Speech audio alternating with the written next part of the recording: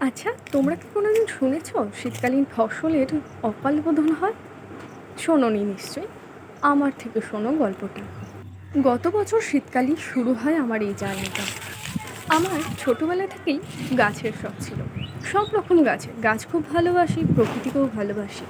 সেই সূত্রেই গাছ করা এবং বিভিন্ন ধরনের ফসলের চাষ করা বাড়িতে। কিন্তু ওই যে কাঁচা হাতে সেরকম ফসল করতে পারিনি। শীতের শেষের দিকে যখন চাষিদের ফসল উঠে গেছে, অলরেডি আমরা শীতের সবজি খেতে শুরু করে দিয়েছি, ঠিক তখনই আমার মনে পড়লো, ও শীতের সবজি লাগাতে হবে। চটপট বাজার থেকে বীজ কিনে এনে লাগিয়েও ফেললাম। জৈব পদ্ধতিতে কী আর দেব, সার তো কিছুই নেই। সেই ফসল আর সারা শীতে উঠলো না।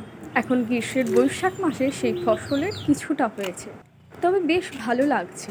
অসময়ের শিম, অসময়ের গাজর, অসময়ের বেগুন, অসময়ের ধনেপাতা, এটাই আমার বড় প্রাপ্তি।